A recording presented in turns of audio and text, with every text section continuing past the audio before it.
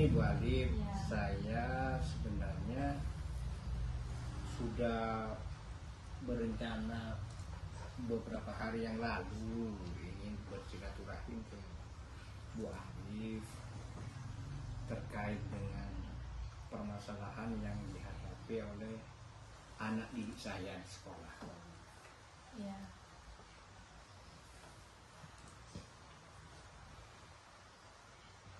Tidak mengganggu waktu istirahat Bu Alif enggak? Oh, tidak Bapak. Tidak apa. Sekarang mungkin berbincang-bincang sedikit. Silahkan mengenai peserta didiknya Bapak Amir. Iya. Bagaimana? Gini Bu Alif, saya itu punya 2 siswa sekolah yang kecenderungan itu senang terhadap gadget, entah apa penyebabnya, sehingga agak sulit anak didik saya itu bisa lepas dari gadget itu Bu. Berarti itu di sekolah ya Pak posisinya? Di sekolah Bu. Pada saat kegiatan proses pembelajaran itu berlangsung, kadang itu terima kasih. Setelah ditanya, dia ditelepon oleh Jadi posisinya tuh ketika di dalam kelas menerima telepon gitu ya Pak? Iya, posisi di dalam kelas. Sebenarnya di sekolah itu kan sudah ada aturan Bu Arif, bahwasannya anak-anak itu dilarang untuk membawa HP ke sekolah tanpa ada pemberitahuan dari guru bahwa HP itu dibutuhkan untuk proses kegiatan pembelajaran. Dari kedua anak tersebut, HP itu disimpan di dalam tasnya sehingga tidak diketahui bahwa anak itu membawa HP di dalam kelas. Iya. Nah, sekarang ini zamannya memang sudah zaman ini ya Pak, di era abad 21 sudah zaman digital semua. Jadi untuk sekolah itu biasanya tidak ada larangan untuk membawa HP biasanya ya zaman sekarang. Iya. Kalau zaman saya sekolah dulu tuh mungkin sangat dilarang. Nah, terkadang ada beberapa guru itu juga menyuruh siswanya untuk memegang HP tapi di jam tertentu, di jam pelajaran lain misalkan ya. Nah, apakah Bapak Amir itu sudah melakukan pendekatan terhadap siswa tersebut, 2 siswa tersebut itu, mengapa dia sering memegang HP di jam pelajaran tapi Bapak sendiri tidak menyuruhnya untuk membawa HP seperti itu? Dari apa yang kejadian waktu hari itu Bu, akhirnya saya memang mencoba mendekati kedua anak tersebut, menanyakan secara langsung, tapi anak itu saya panggil, tidak langsung saya tegur. Pada saat dia membawa HP, dia menelpon, dimana dengan alasan orang tuanya tidak langsung saya tegur, tapi saya panggil, dimana tidak ada teman-teman yang lain, saya panggil, saya tanyakan apa alasan. Ya, tadi Pak Amir sudah menjelaskan bahwasannya itu siswa itu dapat izin ya Pak ya dari orang tuanya Ya, untuk diberi pegang HP gitu ya Pak, dan Ya. boleh dan dipersilahkan boleh untuk dibawa ke sekolah. Nah, situasinya yang Bapak inginkan saat ini itu seperti apa? Ya, setelah saya melakukan pendekatan ke anak tersebut, bahwa anak itu sudah menyampaikan orang tuanya sudah minta izin kepada pihak sekolah. Akhirnya untuk memastikan informasi yang disampaikan oleh anak itu benar dan tidaknya, akhirnya saya melakukan koordinasi dengan pihak kepala sekolah, di mana kepala sekolah menyampaikan bahwasanya belum ada pemberitahuan dari orang tua anak tersebut bahwa anak itu diizinkan untuk membawa HP. Karena kata Bapak Kepala Sekolah disampaikan kepada saya bahwasanya sudah tertuang dalam keputusan tata tertib sekolah bahwa anak itu tidak diperkenalkan membawa HP ke kelas tanpa ada perintah dari salah satu guru untuk membawa HP terkait dengan kegiatan proses pembelajaran yang akan dilaksanakan. Nah, setelah informasi itu saya dapatkan, Bu, saya akan melakukan tindak lanjut dari kegiatan itu, dari masalah yang disampaikan oleh anak itu kepada orang tuanya. Saya langsung minta nomor HP dari kedua anak tersebut untuk menanyakan benar dan tidaknya bahwa si anak itu atas perintah orang tuanya untuk membawa HP ke sekolah. Akhirnya setelah saya melakukan koordinasi dengan kedua orang tua anak tersebut, ternyata memang benar bahwasanya orang tuanya itu mengizinkan anaknya membawa HP, dan memang katanya itu saya berikan HP yang bagus. Kenapa? Supaya ada komunikasi yang baik antara saya dengan anak saya, Pak, karena saya bekerja di Jakarta. Saya menanyakan biasanya setiap jam saya telepon anak saya menanyakan bagaimana kabar anak saya, apa sudah makan, apakah sekolah, apa yang dia lakukan. Itu. Nah, mendengar informasi yang disampaikan oleh orang tua tersebut bahwa atas perintah orang tua anak itu berani membawa HP, akhirnya saya sampaikan, Bu, kalau Bapak memerintahkan anak Bapak untuk membawa HP dan telepon tanpa batas waktu, karena Bapak, putra Bapak di sekolah itu dari jam 7 sampai jam 12.45, di mana ada konsentrasi terhadap anak untuk melakukan kegiatan pembelajaran di sekolah.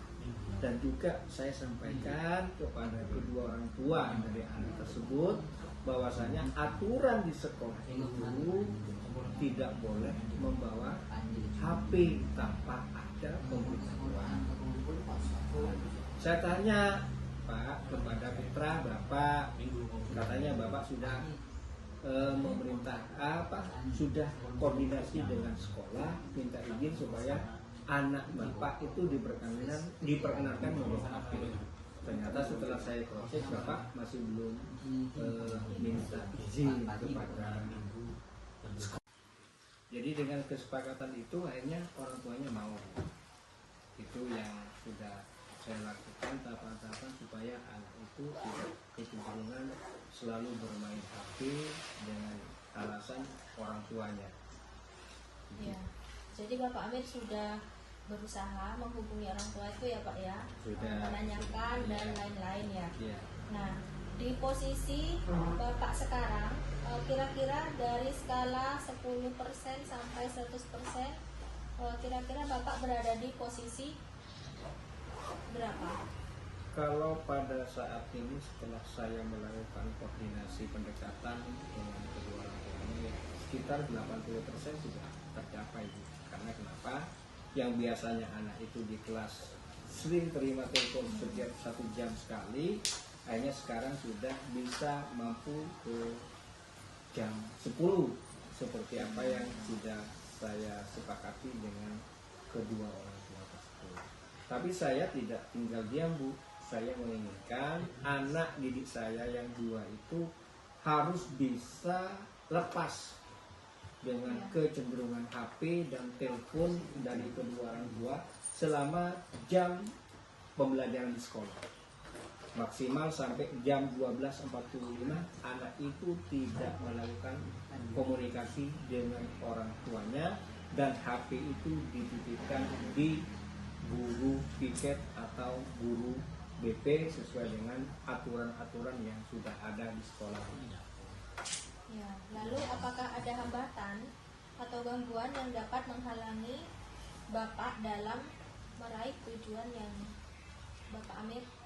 Ya, kalau tantangan dan hambatan itu pasti ada, karena kita akan merubah secara pelan-pelan dari pembiasaan anak tersebut supaya ditinggalkan dengan pembiasaan yang baru. Tapi dengan membersamai, dengan selalu mengingatkan dan minta pertolongan dari rekan-rekan sejawat untuk memberikan motivasi kepada anak tersebut, insya Allah anak tersebut itu saya yakin dalam jangka 1 atau 2 bulan dia akan bisa lepas dari kecenderungan dia terhadap HP.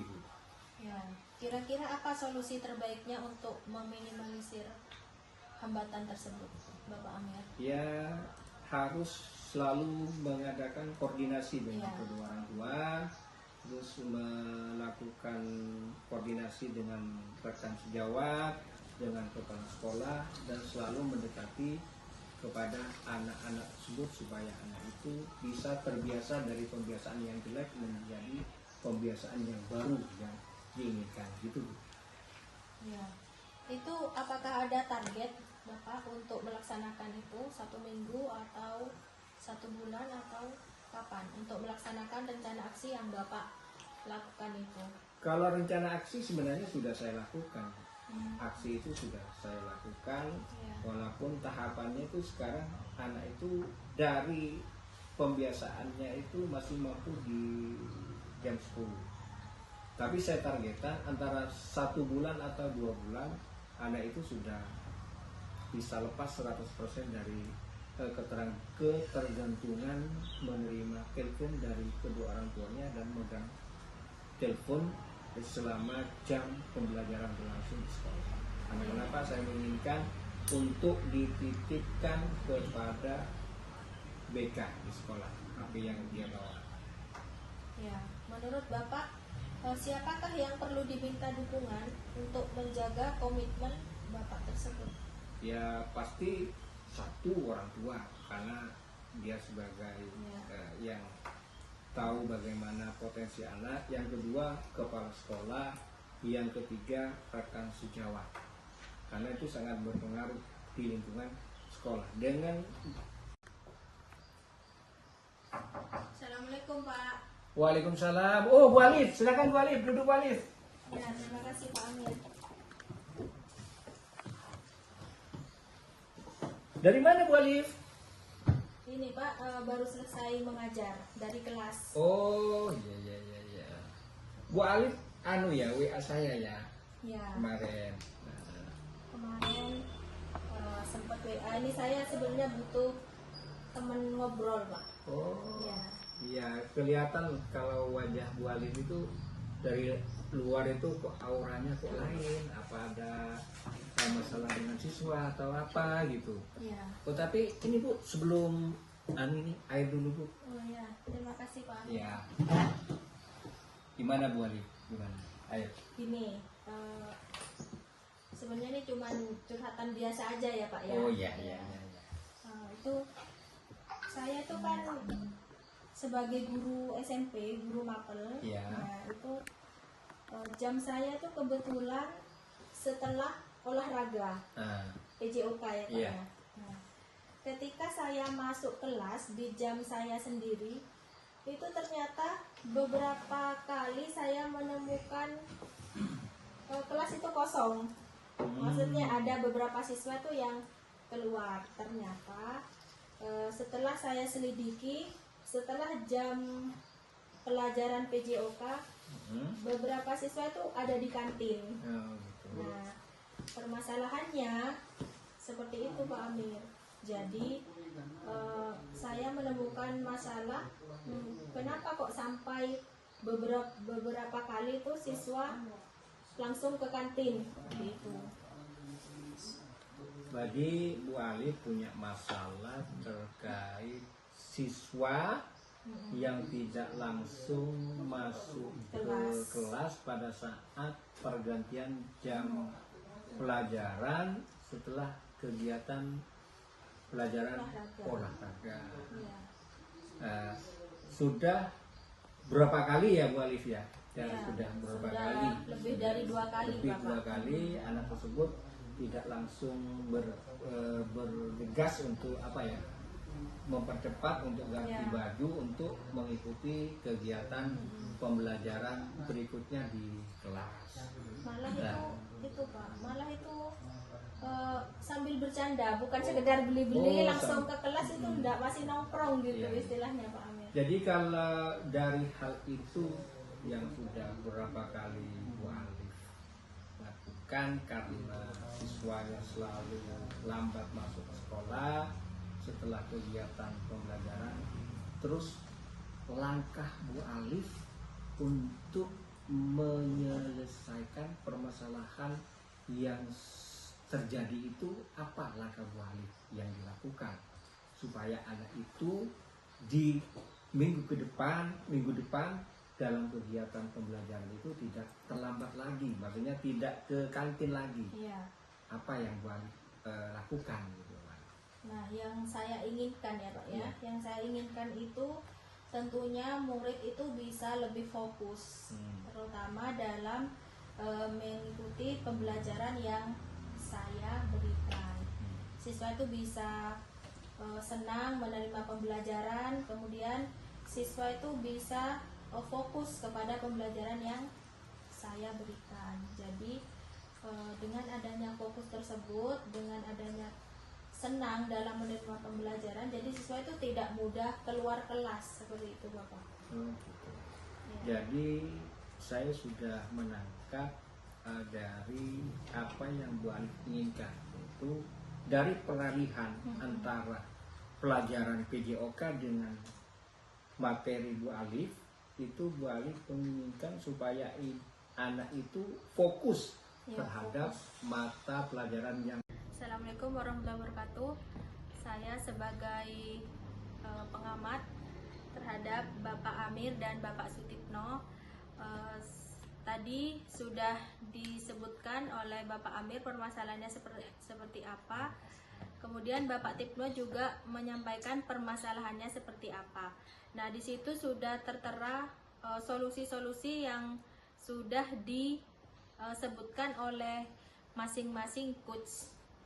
Nah, nantinya kita sebagai guru, tentunya saya sebagai pengamat juga tetap membutuhkan kolaborasi sesama teman sejawat, kepala sekolah, dan terutama kepada orang tua untuk mendidik siswa kita lebih baik lagi, sesuai dengan tadi yang sudah disebutkan Bapak Amir tentang filosofi Ki Hajar Dewantara, di mana kita harus wajib menuntun siswa kita untuk menjadi keselamatan di pembelajaran dan di kehidupan yang nyata, seperti itu. Terima kasih. Semoga kita semua bisa menjadikan guru yang sama-sama disenangi murid. Terima kasih. Assalamualaikum warahmatullahi wabarakatuh.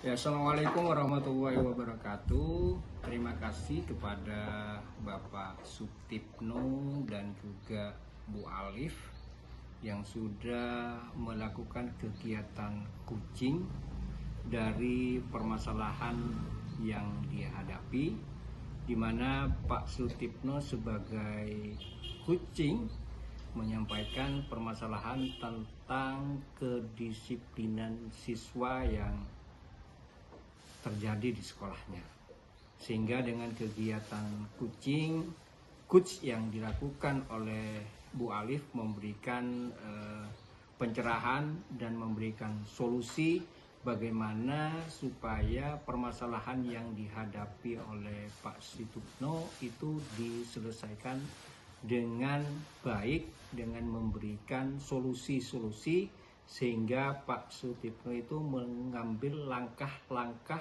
yang terbaik yang dia lakukan.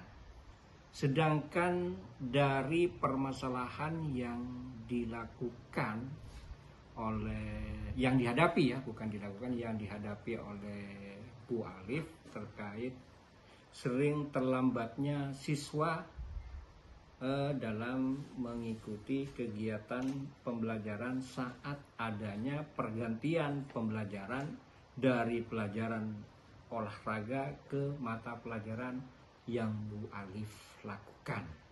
Juga sudah disampaikan ada solusi-solusi sehingga permasalahan yang dihadapi Bu Alif itu sudah bisa tercerahkan, sudah bisa diatasi dengan beberapa langkah-langkah dan masukan-masukan yang disampaikan oleh Coach untuk selalu mendampingi siswa-siswinya untuk lebih semangat dengan teori-teori yang sudah disampaikan oleh Bu Alif dengan KSE ya, kompetensi sosial ekonomi emosional ya, yang diterapkan di sekolah dengan digambarkan melalui modul ajar yang Bu Alif sudah sampaikan.